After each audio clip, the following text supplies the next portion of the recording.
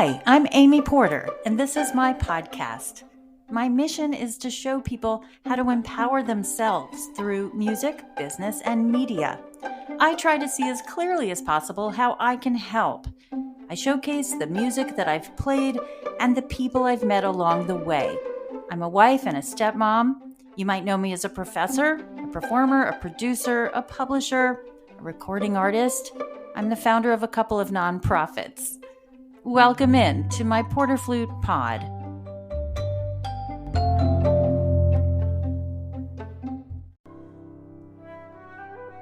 Welcome to PorterFlute Pod. It's time to sharpen your pencils. It's season 4, episode 6, and we are hearing from someone dear and near to so many musicians.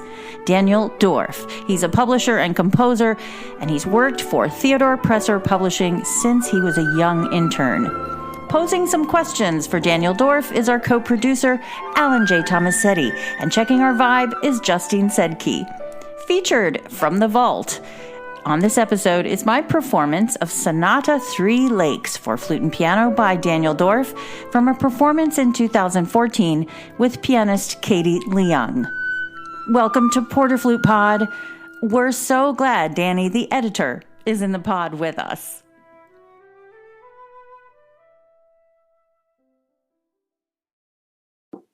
Well, Danny Dorff, welcome to PorterFlute Pod.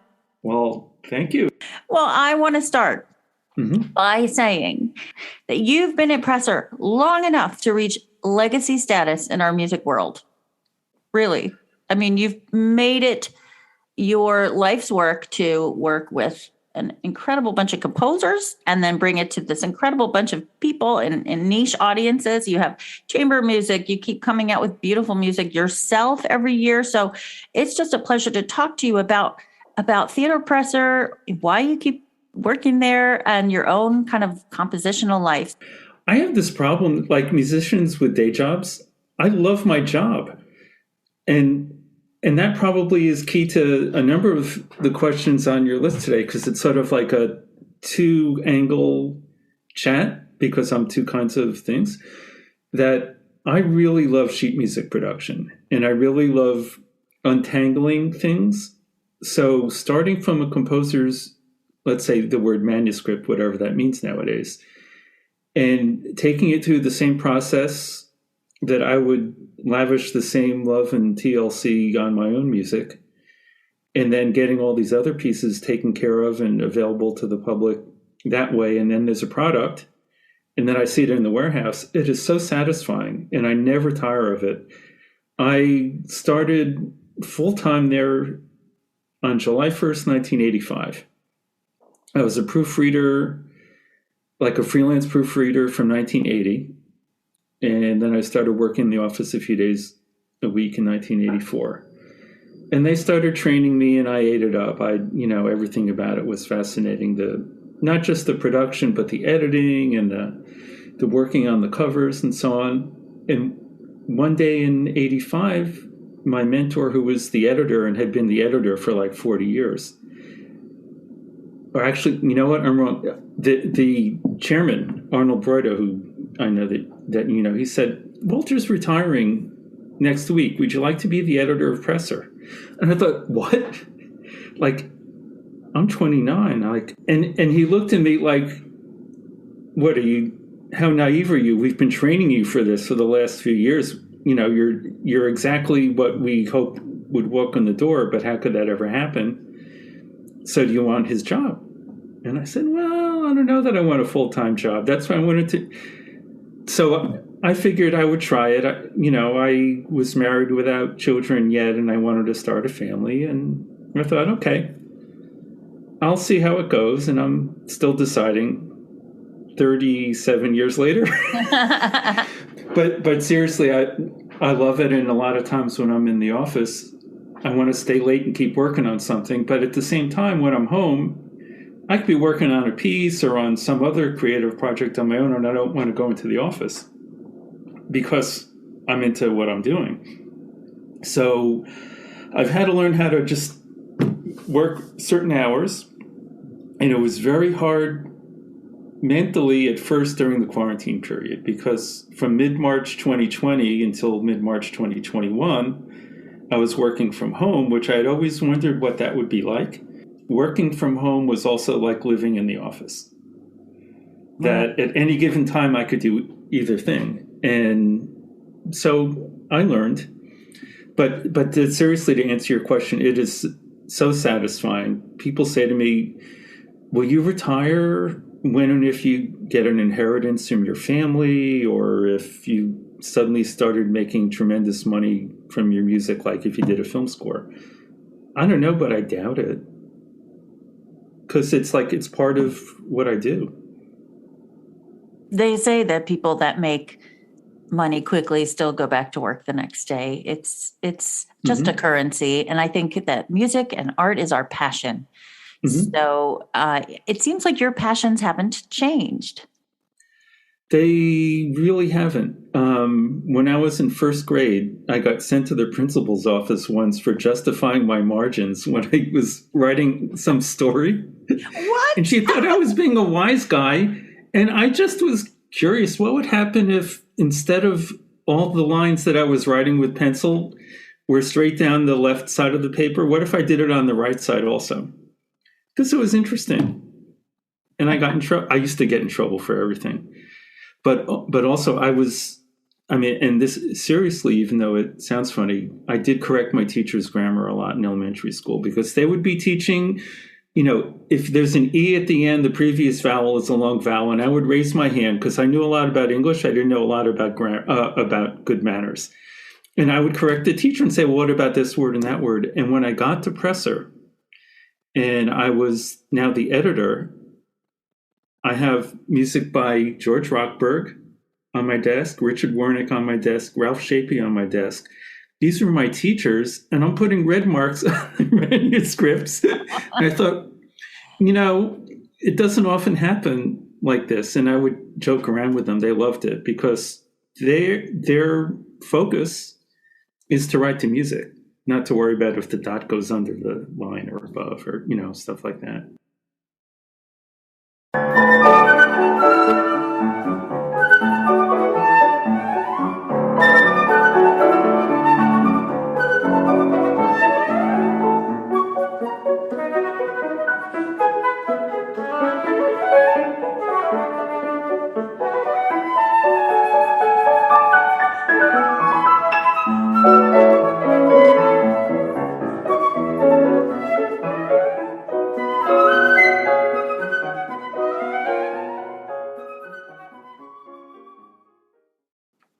Does everything you write get published? I know that's the dumb question, but you are the head of a publishing company, and you would think, well, he's not just writing his own music and it's the Danny Dorff show, because I don't feel that at all.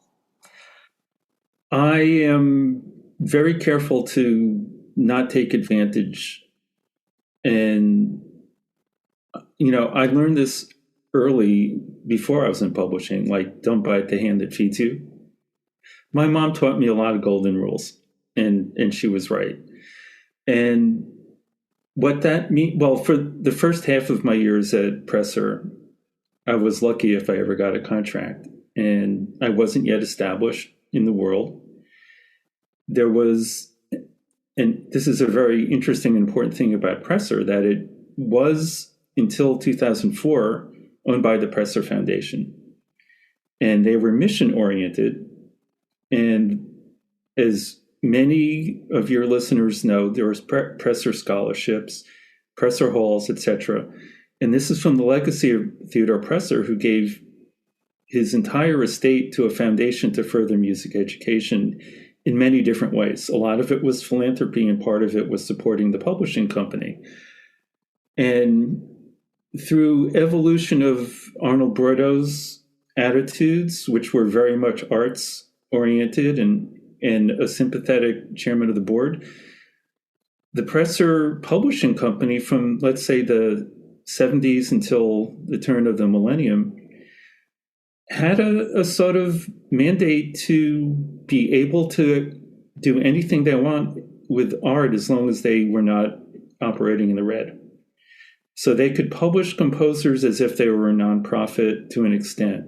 And a lot of the composers whose music was experimental and extremely difficult and wouldn't be attractive to a commercial publisher, found a happy home. And that was part of why I was the right fit for an editor, because I was so in tune with that. Even though my own music is not like that, what I love is a broad palette, and what I write is, one part of that. So I loved working with Shapey and turning his incredibly messy handwriting into nice engraving that's easier to play from, for instance, and likewise with many others. So in 2004, when we were bought by the Carl Fisher heirs, now there's somebody who personally owns the company, or a family who personally owns the company, and it's different. Not too much different. I'm amazed and thrilled at how little different it is, because we're still doing what we were doing. And the tide of composers has sort of changed also, so that more composers care about performers rather than theoretically writing something that's different from what anyone else wrote before. Maybe that's a little prejudice of mine. But also, as this happened and the staff got smaller, I became more, not autonomous because I still work with other people, but I became more of the gatekeeper, you might say, or the vision. Nowadays, anything I want Presser to publish, we will, and it will be handled appropriately, because sometimes it belongs on rental and sometimes it belongs print on demand. I am very careful with our marketing department and our sales department to always say, treat me like I didn't work here. Treat me based on the products. No more and no less. Eventually, each new person realizes that I mean it. It's very healthy. It's very healthy for a company. And it also allows it to continue, because I've known a lot of people who take unfair advantage of their position, which works for a short amount of time, but eventually not. But that's, I'm there as two different people. I take my job as the publisher seriously, and also my job as an artist seriously.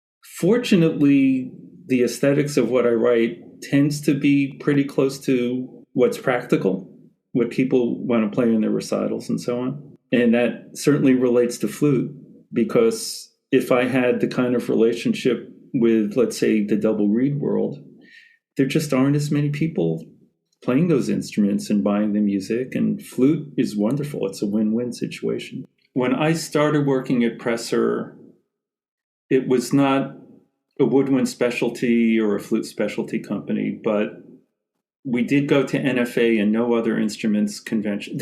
Choral, that's a big thing, but they never went to the saxophone conventions, even when Presser represented all the French publishers who had really cornered the market on saxophone music back then, and didn't go to clarinet. I think the only brass conventions we went to was when it was closed, but NFA, it's bigger, and flutists have more of an appetite for the unfamiliar, which is great. Compared to string players, I understand it, because the strings have all that great older music, but other wind instruments don't. We're like the only part of the music business that's not a 501c3, or the classical music. So publishers have to do things that will sell. And if you're Presser and some others, you want it to sort of be a Venn diagram between what you really believe in artistically and what will sell. Or sometimes find enough of what is marginal that will sell to underwrite your ability to publish something. What was happening is that my colleagues in the late 90s were going to NFA a lot. Once in a while, I would show up if I had a piece being played, but not to work the booth, just to be there. And the Columbus NFA in 2000 was the first time I went and worked the booth. That was when Jan Gippo premiered Sonatine de Giverny. I think that there were some other performances, but boy, what a concert that was. With Martin Amlin as the pianist. I was there. Yeah. So that got me sort of hooked on going to NFA because I just loved the convention, that people really wanted to see our music. They liked the fact that in addition to having a salesperson at the booth, I knew what was inside the pages because I had worked on these publications. And I could tell them what was easy or hard or what's new for this combination or doesn't have a low B or whatever. And so it was a really good fit. And as I started going, I started to make more and more friends with people in the flute community because meeting face to face, there's nothing like it. Being a clarinetist and a saxophonist and a composer, writing for winds is so second nature for me. I mean, I breathe phrases. I don't mean that in a funny way, but I think wind players, look at Gary Shocker as a great example, and Mike Mower, that, and Nicole. Wind players intuitively know how to write for wind players because they write for themselves. We have to breathe. Phrases have arches that I don't think I write well for percussion. I write like a wind player when I'm writing for, it all sort of makes sense. So that started to grow, and as that started to happen, then by coincidence, we had this young composer, Lowell Lieberman, who I had discovered. I was the first one at Presser to discover him. I know he was out there at Juilliard, but I heard his viola sonata and talked to him and talked to Vincent Persichetti, who was a link between Juilliard and Presser, and said, I want this guy for our catalog. He's the future. He writes great pieces that people are going to want to buy.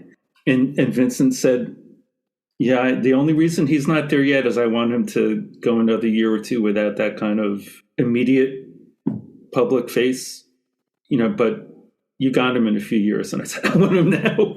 So we started publishing his music. And one day I get a cassette in the mail from Lowell. And it says Paula Robeson. And so I listened to the sonata and he sent me the manuscript. And I took it to the editorial committee and I said, I think this one's going to be a good seller. There's hard to tell because a lot of times we're wrong.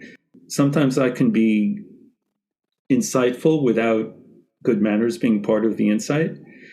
I've asked Pulitzer Prize winners if they feel that their Pulitzer piece is the best piece they've written, which is not disrespectful of them in the least. It's sort of disrespectful of the institution of prizes, maybe, but I think that all my friends who have won them deserve them. But maybe they don't think it's their best piece because they didn't write only one masterpiece. They wrote lots of them, but a combination of different things lead to that. Well, Paula played Lowell's sonata, and he said at a gathering of friends, Paula's played my sonata. I wish she'd play it more. And I thought to myself, I'm entering the NFA competition, and it says in the application that they want an American work. And I literally said to him in a room full of people, hey, Lowell, I'll play your piece at a convention. And he knew the convention. And so I said, it's in Minneapolis. This was 1990. It was right after it had been written. And Daniel, I think you brought 7 copies because apparently I played the piece. And the story goes that I wondered what happened. I thought, did I play that badly? Because everyone left the room. And within 2 minutes, you had sold out of all 7 copies in Minneapolis. That was it. That was true. And the rest is history. And it's made me wonder for the last 30 years, how does a new piece of music catch on so that everybody feels it's a must-play piece There are so many other pieces that are really good by many composers that people love when they hear it. And they say, oh, I'm going to get this. I'm going to play it on my recital. But it doesn't become a must play or else you're not in the world kind of piece. And as a publisher and a composer, it's a fascinating question. It's what we always want.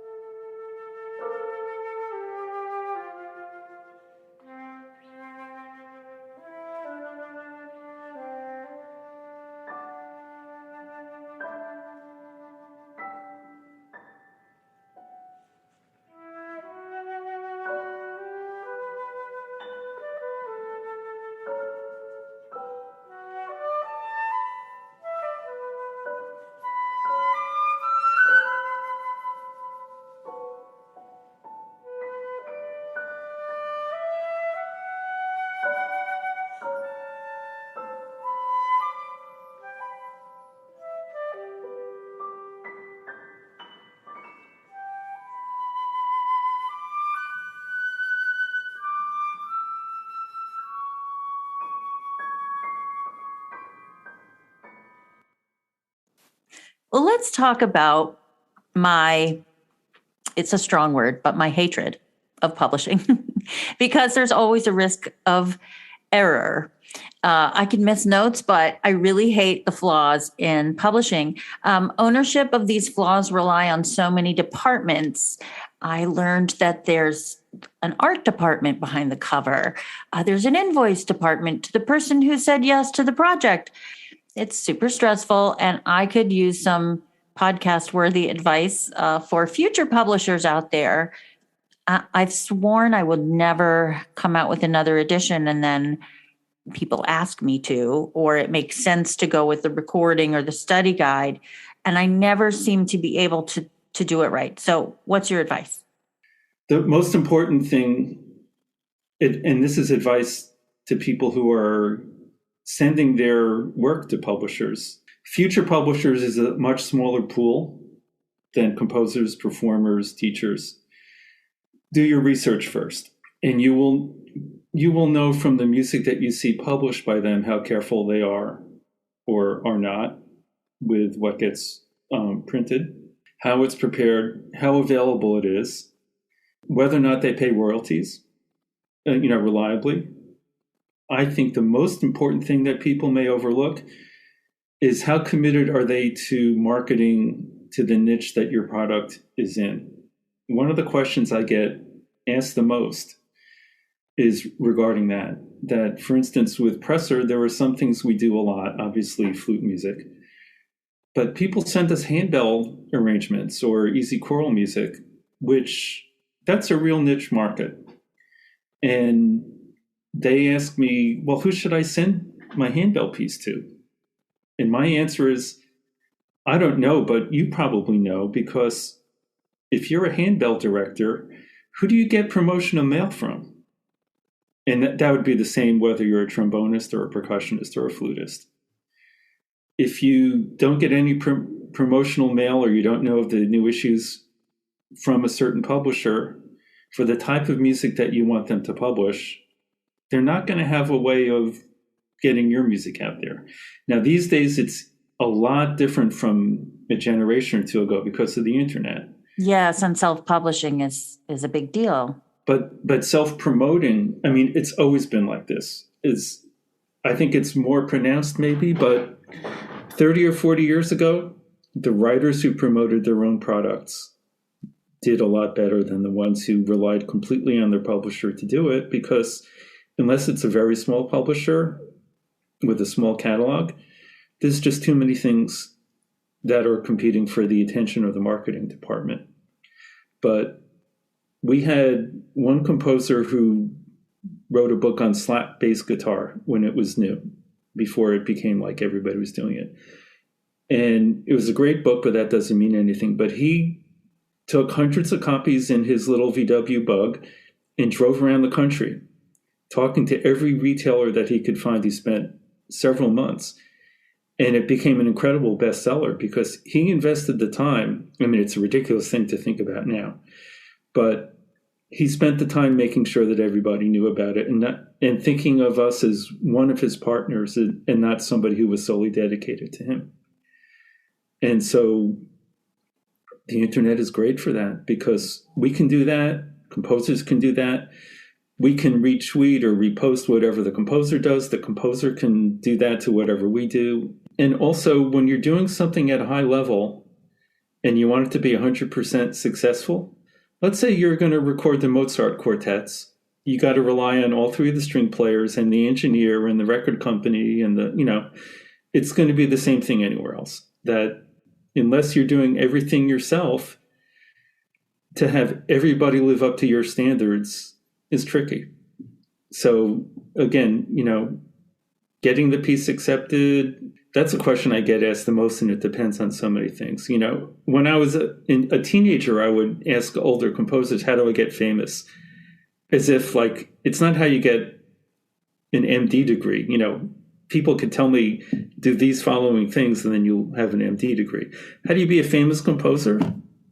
There's not it doesn't mean get a PhD. That could be more like how do you get a teaching job?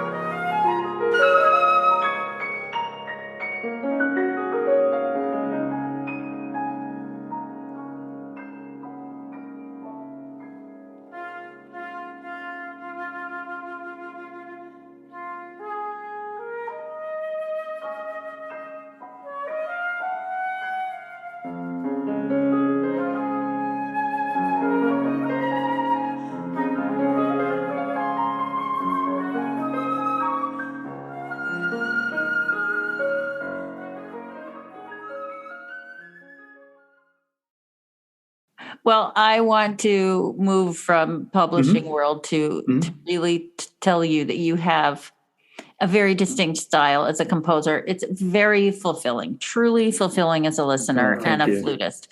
How do you compose? When do you compose? Because you just, we love your music. What do you, how does all that work? Very irregularly for me. And I know some composers, if you've ever watched this movie, The Music Lovers, Tchaikovsky would have tea at 8:15, and then from 8:45 to 11:30, he would sit down at and he was so regimented. And I get the impression from reading his diary that actually is the way that he was. And I have some friends who do that too. And I can't imagine stopping in the middle of a good streak or sitting there if it's not. Since I have a day job, it's nights and weekends. But it's also, once a piece is underway, it's going to be in my mind anyway. And driving to work, driving from work, hopefully not while I'm working on someone else's music, I'll get ideas in my head, either, oh, this would be a good rhythm to do here, or why don't I modulate this way or this texture? And for years, I've realized it's a bad idea to have sticky pads in my car when I'm driving and try to write on. But a dictaphone, and so there used to be just little dictaphones, but now every smartphone has built-in app plus extra apps, and I can talk to myself, which I do. While I'm driving, I can say, try this in bar 17, or the next theme, or the second movement could be this, and that's not how it gets started. The hardest thing always is getting started. And almost every piece I've written has been preceded by oh man, I don't know how to get this thing going. Stravinsky said the scariest thing in the world for him was a blank piece of music paper, because you can do anything, and how do you get started? Once I've got shapes and motives and whatever, and the first thing you write, most composers, I think, learn this easily. The first thing that you start writing doesn't mean it's bar one of where you're going. Exactly. It just means it's the little mold that makes the yogurt or the cheese. It gets you going. And very often my first sketches don't even appear in the final piece, but it's what got the engine going, what got the imagination pumping, and so on. That happened to me this morning, that I'm starting on a piece for Hat Trick, which is April Clayton's flute, viola, and harp trio. And I'm up to the point in life and deadlines where this is it. This is what I'm working on now. But I had some ideas conceptually, but a blank piece of music paper. And it's like, I better have a good idea, because if I have a bad first idea and I keep going, it's going to be boring. Even though I've been through this hundreds of times, if I have a bad idea, it will start getting carved out. My experience is once I have ideas, knowing what to do with them is easier, but I also need to keep it fresh. I mean, one of the things that I think is I don't want to call it a strength because I try to be humble, but one of the things that I do that other people have commented on is that it can be close to cliche or close to trite because it's similar to popular music or overlaps with popular music, but it can't be straightforward popular music. It's got to veer off. It's got to be related to imagination and be fresh. So how do I develop an idea and then also keep it fresh at the same time that it's in a vernacular style? I don't know. Imagination, messing around, habit. And you have to change your inspirations. What's your latest inspiration? And you have to as we said before, you have to change it up. So What's your latest inspiration? I'm glad you asked that question, because I can't speak for other composers, although I can guess. For me, inspiration is only musical. Most of my music is program music in the sense, you can see what's behind me. I know your listeners on a podcast can't. But there's covers of publications that are full of trees and plants and lakes. And so many of my titles are nature inspired in a way. But realistically, that just gets me in a mood or a kind of state of mind. And, maybe love of the beauty of nature is parallel to the love of the beauty of music. But to me, it's all about the sound. Whether it's the love of the flute or the love of the clarinet. Some of my pieces I feel work transcribed for other instruments, and some don't. And it might have to do with sonority, or it might have to do with just what that particular piece is doing, but it's always sound. To me, the love of what music sounds like is always the inspiration. And musically speaking, my ears, I feel like nowadays the whole world is like this, but when I was starting 50 years ago, it's a scary thought, right? I started composing in 1972 when I was 16. To me, there's never been any difference between rock and roll and jazz and classical and modern classical music compared to traditional or medieval. It's like, it's all the same 12 notes, and there's a lot of different things you can do with them. And a major chord or a polychord is the same in Mio as it is in, whether Machaut being sort of pandiatonic dissonance. Machaut is a lot like Stravinsky when it comes down to it. Their pandiatonic dissonance is the same in both of them. They might have gotten there in different ways. And, so sometimes I wind up sounding like Copland. We're both doing pandiatonic dissonance in different ways. And so what? There's sort of two kinds of composers, and some are both. And I don't mean this at all in a good or bad way. There's like two different motivations, you might say. Some really are about pioneering a new approach. And Berlioz, to me, is like Berlioz and Beethoven, the real old ideal of that. In the 20th century, I think that was considered more important. And there are those who want to create repertoire or music that people love playing. And to composers like that, think about Brahms and Bach. They're titanic, but they didn't invent new kinds of music. They took existing models to a higher level of development, you might say. And, I'm certainly more in that camp. You think about Poulenc, or Rachmaninoff.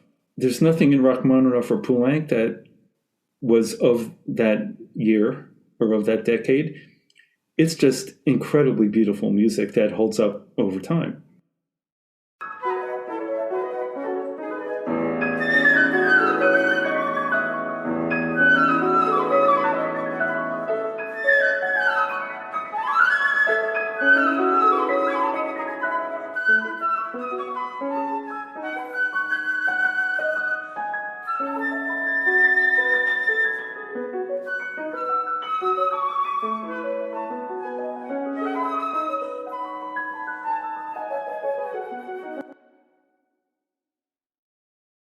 Okay, so you studied with George But Crumb. then I was friends with him later, yeah, at Penn. And then many years later, I was doing a project with Anne Crumb, his daughter. And so I was sort of hanging around that house a lot and got to sort of re-know him as I can't say as a peer, but at least as a former student, as a grown-up. I would never call him a peer, but, I could call him by his first name. What was it like to study with him, and how did that affect your composing? It was wonderful. And I can say this about some other composers who wrote completely unrelated to my aesthetic. Some were just nasty and condescending. Others, like George, were of the opinion that everybody's got to find their voice and then find how to make the best of, how to use what they found, which is all I've ever wanted in a teacher. And some teachers could do that or were willing to do that, and others not. So George was all about that. He didn't have a style prejudice. His prejudice is if I got boring. He said, is that what you were really after? But as you know, and any of your listeners who have worked with him know, he's the sweetest guy. He was the sweetest guy ever, would never say anything that would make anyone uncomfortable. And so in lessons at first, he was very gentle and not incisive, not critical. And after a few, I said, Dr. Crumb, could you be mean to me? Or at least, more critical? And he said, well, I don't like to be discouraging. I said, well, I got into Juilliard and I chose Penn instead just to study with you because I wanted to learn from you. And if you don't give me constructive criticism, I will have, squandered a different opportunity. So it actually would hurt my feelings if you're not tough on me. I can take it. I have a lot of self-confidence. And boy, it worked. Because, he even raised his voice once in a while in my lessons.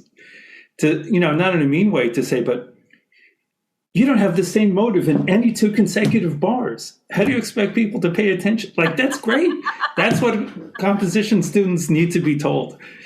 And when you hear it from George Crumb, it has nothing to do with style. It has to do with drama, structure, building over time, which is true of Bach as it is of, well, I was going to say Carter, but I won't say, that's a bad example. Let's say Stravinsky. Well, you're not afraid to push boundaries, and you've written for traditional instrument combinations like flute and piano. One of Alan, our producer's favorite piece that you've written is your contrabassoon concerto. So how do you decide what instrument combinations you write for? And is there anything you haven't written for that you'd love to? Yeah. Well, gosh, it's hard to say. The contrabassoon concerto came about. Actually, there was a bassoonist in Philadelphia. I don't know if you knew Norman Spielberg, because I know that you grew up around here. He was in a position with the concerto soloists of Philadelphia where he could play a concerto every single year. And he did. Because they were all about like rotating soloists in a chamber orchestra. That's right. And he came to me and said, I could play a different Vivaldi concerto every year for the rest of my life. And like, enough already. Could you write me a contrabassoon concerto? And I started laughing. And he looked at me like, hello, you're a bass clarinetist. Don't you get it? And I said, well, I love the contrabassoon, but I really like writing pieces that more people will play after the premiere, because if I'm going to spend that much time, I wanted to get a lot of performances. And he said, okay, well, just remember this. Every orchestra has a contrabassoon player. Every professional orchestra has an excellent contrabassoon player. And there are not any pieces out there that people like to play. He said, there's a few really far out pieces by famous people that people don't like to play. And there's a bunch of things that are F major scales and arpeggios written by old bassoon players. He said, but you know how to write for woodwinds, and you love low woodwinds. I know you as a bass clarinet player. We were sitting in an orchestra rehearsal, and I had a bass clarinet in my hands when he said this. So I wrote that piece for him, and it's, as some of you know, like the way I write for bass flute or piccolo, it's woodwind music. And if it goes low on a low instrument, it's a beautiful sound. I loved writing those pieces for Wendy Stern and Kathleen Nestor, a piece for 2 bass flutes and piano, and I just finished one for them for 2 alto flutes and piano. What a beautiful sound, my God. I don't know why there's not a whole lot of literature for that, but maybe because it's only recent that a lot of people have those instruments. But Theodore Presser has published a lot of alto flute music. Yes, and more. And as we get ready for the NFA convention, we've got alto flute solos coming out from Chris Potter and Allie Ryerson and me, the piece for 2 altos. That's great. Hey, so when was this contrabassoon concerto written? In the early 1990s. Started in 89. I started it with my son on my back in one of those kind of carrier kinds of things, and he's like making all this kind of baby noise. He didn't want to be hearing the piano, so like 30 years ago. But that's been performed a lot. The Colorado Symphony played it a month or 2 before everything closed down for COVID. And it does get performed, and it led to other contrabassoon music.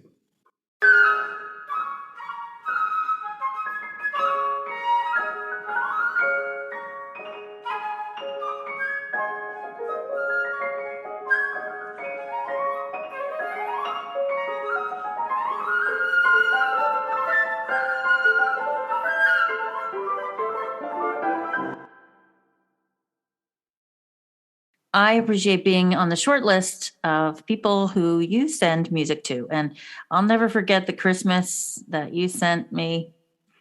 Nocturnes for the Nativity. You did. You sent me that, and I played it in church the next year. The other thing, but that YouTube is so beautiful, wow, and so popular. Oh, that's really a flagship performance. Thank you. Of that piece. I want to mention, you fondly call it 3 latkes. Well, okay, so Sonata 3 Lakes. Yeah, 3 Lakes. Okay. Sonata, you sent to me, and I fell in love with it. I sent you the GAD cover. Did I send you all the GAD covers? Because I have Sonata 3 Lakers it's got Shaq and Kobe and all that, and they're in the water. And 3 latkes. I went over to Jaime's Deli and took some pictures. And part of it is intentional. I learned something, or let's say something I sort of knew, but I really learned in a focused way listening to Libby Larson talk to a keynote speech of the ASOL convention once when I was there. And she said, all of your performers, they always have to practice. She said, nobody realizes that composers have to practice also. We have to practice our imagination. Because if you keep practicing your imagination, it will be warmed up when you need it, when you go to work on a piece. So this is really true for anybody, no matter what you do. And Amy, I know you're like this because you make up new businesses. You make up new projects other than, in addition to playing flute, that this is your nature to always be thinking, right? Yeah. What else can I do? And I know, some composers will create a concert series, even if it has nothing to do with them as a focal point.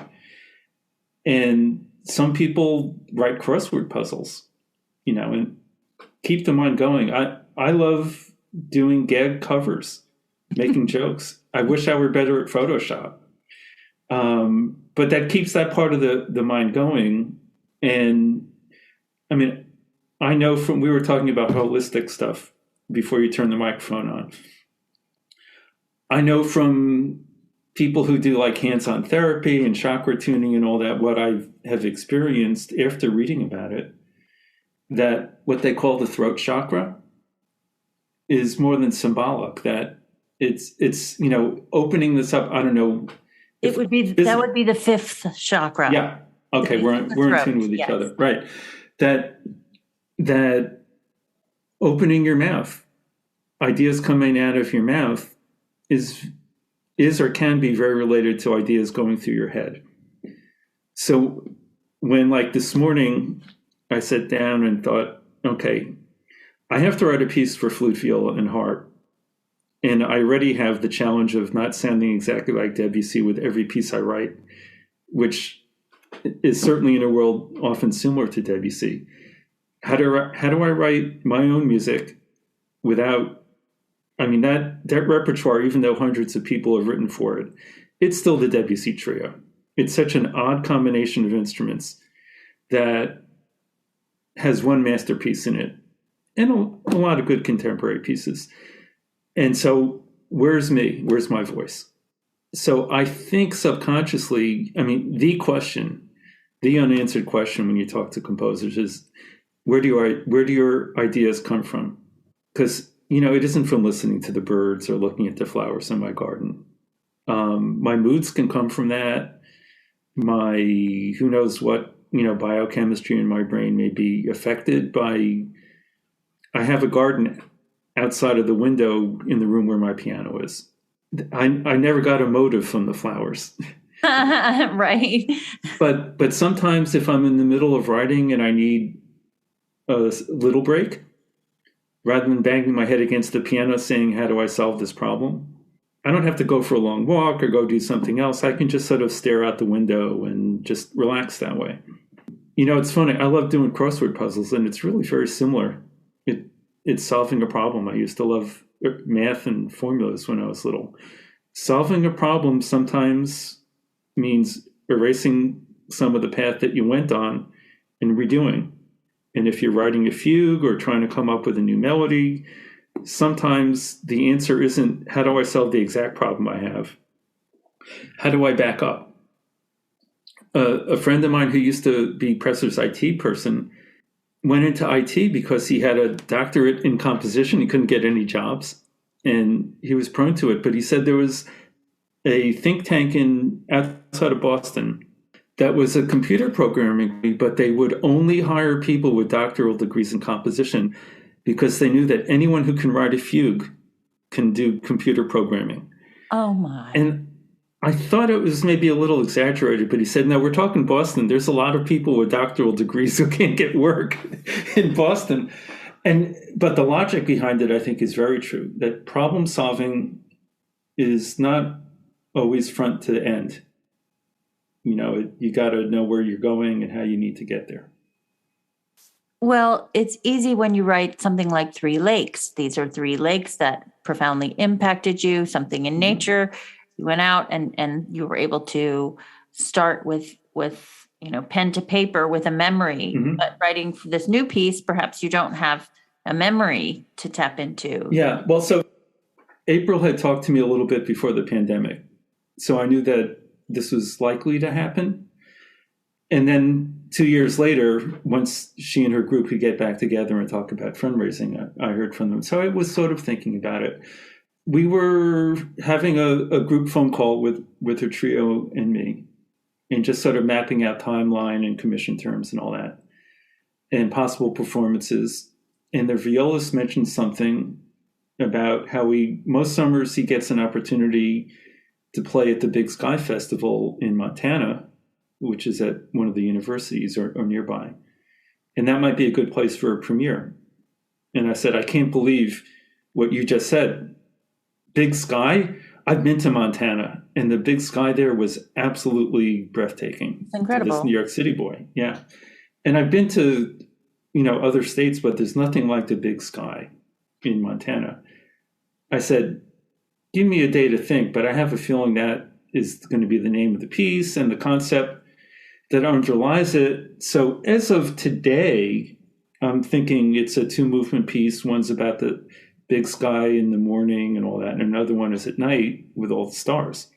That has nothing to do with anything but the mood of those 2 movements. So I was going to say with Three Lakes, I had a very clear program and mood and pacing kind of idea.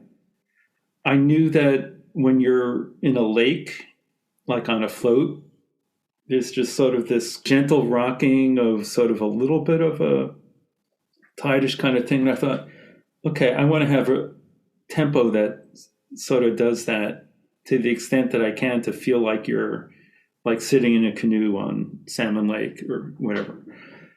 But from there, it's just musical composition to then carry out what the background would be.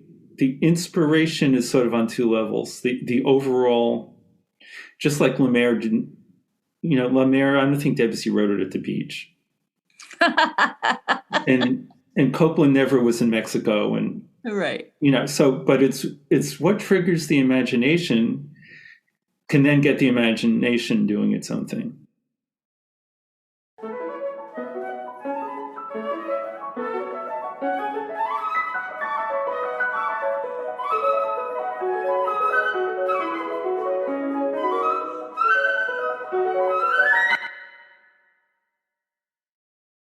Well, you're so imaginative.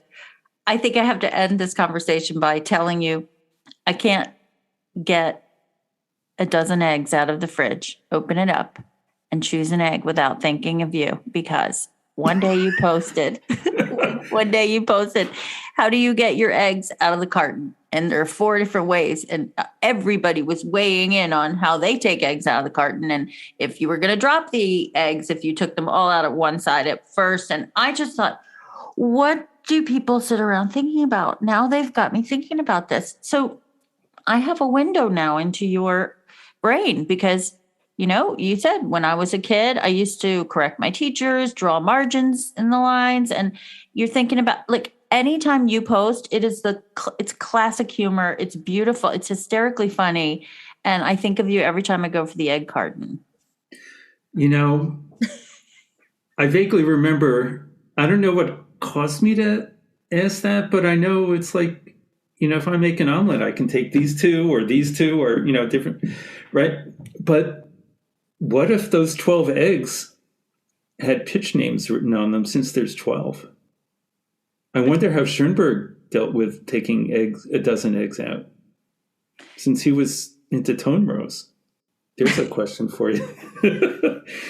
I mean, because he was, as far as I understand, he didn't really turn it off ever. His mind was always 12 and 13 is a bad luck number. And I love Schoenberg, even though I would never really write my own voice like that, but I certainly enjoy listening to Schoenberg. And the reason why he wanted to have a systematic way to rotate pitches was to stay fresh and not overdo one pitch. But that's the same thing that Brahms did and Bach did, in that I learned in species counterpoint, that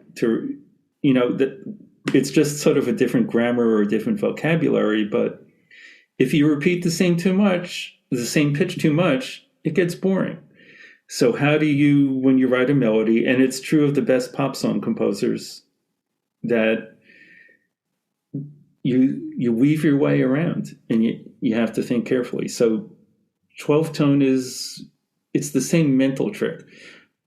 When I studied with Ralph Shapey, he was on one hand the worst I ever had as far as being condescending about tonal language. And we would fight and curse in ways that I won't repeat on your podcast at many lessons. And that's what he was like. And he knew that he was challenging me to see what I would say and to make me think. But I think he also meant it. And it was a good combination. So he was always lambasting me for writing like Debussy and being, what was going on 80 years ago. And I said, you're writing 12-tone music, which was also being written 80 years, right? And, yeah. And so we had another fight from there, right? But he said, okay, look at it this way. You're 24 years old? You most probably have a long, long life ahead and 50 to 80 years more composing to do. Think of it as not as my teaching how to make decisions. Think of it as a skill in juggling notes. He said, do you ever complain if you have to take like Palestrina counterpoint or write pieces in the style of Bach, like a fugue? I said, no, because nobody's telling me that's anything but a skill exercise. And it helps me control the notes. I'm not going to grow up to write like Bach or Palestrina. And he said, okay, well, this is the same thing. Write like Shapey, except now you're actually getting it from the source rather than from a music theory teacher. So it's even better. And play ball with me for the next 10 weeks and burn it all up. And maybe you will have learned something about composing technique that will help you later on in the language that you want to write in. And boy, that was incredibly true. If he says, pick 3 pitches that clash with each other and write a piece that only has those 3 pitches, I'm not going to have that on a recital in Carnegie Hall, but as an exercise, yeah, it's great.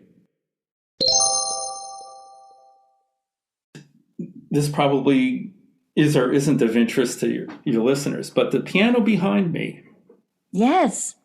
This was bought by Theodore Presser, the person, in 1918 to be the main piano for the publishing office and the retail store in Center City, when Presser was really the biggest publisher in the United States. Theodore used to give loans or give some music to Schirmer to help them stay in business because he wanted competition. He didn't want to be a monopoly in publishing. And so the retail store was near the Philadelphia Orchestra Academy of Music. This was the piano that was in an arcade upstairs so that people could play it for the people shopping for the sheet music downstairs, and the people upstairs could play it. And my mentor in Bryn Mawr started in the Philadelphia store because, he had started way back then. And he said, I know this piano from when we were down in Philadelphia because it was that public piano. And when Rachmaninoff was in town, he'd come by and he'd play it for the customers in the store, and Ravel played it for the customers in the store, and Sousa, he lived in Philadelphia, and Stokowski and all these other conductors. This was the public piano. And, it was like bigger than Padelson's in New York as far as the Presser retail store. When sheet music, in 1920, sheet music was it. There were no records or whatever. And I've heard this from somebody who was there, but a few weeks ago, it's just on my Facebook page if you want to look. A few weeks ago, a picture surfaced of Rachmaninoff leaning on this exact piano, and it's got a funny front, but I thought it's not the only Steinway but I sent the picture to a few old employees, and I sent it to Tom Broido, who he was at Presser forever, right? And he saw the picture and he said, don't you recognize what's behind Rachmaninoff? Those are the bookshelves that we had in Bryn Mawr. Of course, that's him at Presser with your piano, or, with the Presser piano. So now I've got a picture of Rachmaninoff, not playing the keyboard, but like leaning against it, pretending to be drawing on a manuscript. But, it's certainly this instrument. Wow. And you compose on it? Yeah, but only in D flat. No, I'm joking. Well, that's the key of the 18th variation, So it was the Presser piano all the way through Bryn Mawr. I saw Lowell Lieberman play on it when he visited our office. I saw Persichetti compose on it. He wrote his Parable for Two Trumpets sitting in the office one day. And it was Rockberg's office piano for a while. When we left Bryn Mawr for King of Prussia, we were going to a smaller space. And they had to sell the piano. And the foundation wanted to sell it for a large amount of money because it was a sort of heirloom. Nobody was biting. That, it isn't like a Stradivarius violin that appreciates and appreciates. It was a good Steinway that needed some work on the legs and the dampers and all that. And I said, I really need a baby grand. I need a good piano with a middle sustain pedal. Like, I'm too old to be working on an upright without a middle pedal. But I can't afford that. I said, let me know if no one wants it. So a day or two before they were going to move and start wrecking the building, they said, okay, you're on. I got a piano mover in right away. And so this has been my piano since 2001. So Giverny, I didn't write on this because that was before 2001, but Three Lakes, I wrote on this, and everything else from the last 20 years. And it's interesting, a few pianists have rehearsed here and said, oh, now I understand your pedal markings. If you wrote Three Lakes on this piano, now I know what you meant. And it's funny because every pianist has played the pedalings the way I wanted, even, so I guess they guessed correctly.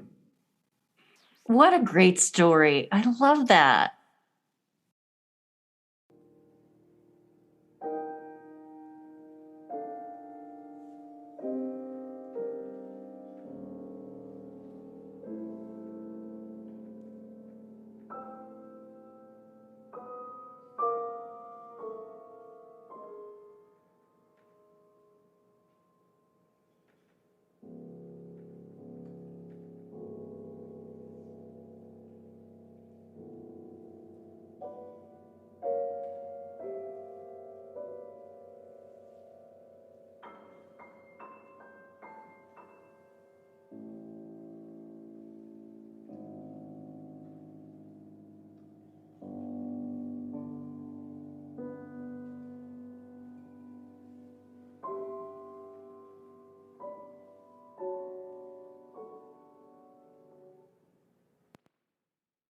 So I'm excited to hear your new piece at NFA. Is there only one premiere that you're having at the convention in August? Well, Wendy and Kathleen, along with piano, will be playing this piece called Swans, which is for 2 alto flutes and piano. It takes the idea of swans as being larger and graceful. Swans and alto flutes certainly have that in common. Yes, and there will be swans on the cover. Absolutely. Yes. One of my flute friends is also a photographer, and I saw her posting pictures of swans on her Instagram, and I said, would you like to have this on the cover of a press or publication? Because she's an amateur flutist, and it would be a real thrill to be involved with that. It's a gorgeous picture. So there's that and some older pieces. And I don't always know. Until NFA announces what's on the program, I don't always know. Can I tell you a secret? Sure. It won't be a secret once you broadcast it, but yeah. I'm going to play Lowell Lieberman's Sonata again. This summer? At the NFA. Cool. As part of the winners recital, legacy winners. Oh, right. So I won the NFA competition with this Lieberman in 1990, as I told you, and also with Martin Ballade. And so they kind of went for it when I said, well, why don't I just play what I played in 1990? Mm-hmm. It was a Bach sonata, which I don't need to play, and then some random piece that no one plays anymore, the commission, and then Martin and Lieberman. And so they went for it. So that'll be on Saturday afternoon, and I'm excited. Well, thank you for being my guest today. It was so insightful to have you here, and really great to see you as a friend. And I know every time we see each other, it's like no time has passed at all. Yeah. And we keep getting younger and younger. And we do.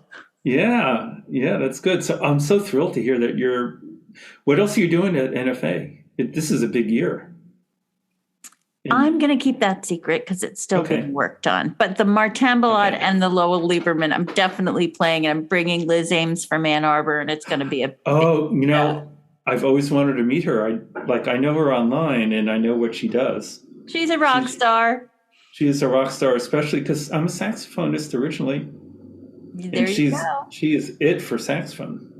Well, we'll see you in August. Yeah. Well, thank you for being on PorterFlute Pod, Danny. Thank you for having me. It's such a thrill and an honor. I look through your list. I listen to the podcast. I look through the list of everyone who's been here. And I'm thinking, how did I get on that list? Maybe it was a mistake. I once got an opera commission by mistake, but they thought they were asking someone else. Hey, it's my honor. Yeah.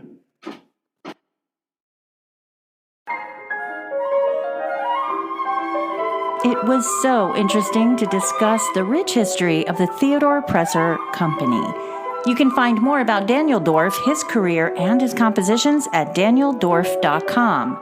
That's DANIELDORFF.com. It's finals week at Michigan, so I need to take this week to focus on the end of the school semester. You can join us next podcast in 2 weeks when we turn the table towards female composers to share what they know as their journey. It's always evolving. I have questions about everything from female composer burnout to the ability to continue to rise and shine. You can find me at my websites, amyporter.com and porterflute.com. And on social, Instagram, Twitter, Facebook, and YouTube, I'm PorterFlute.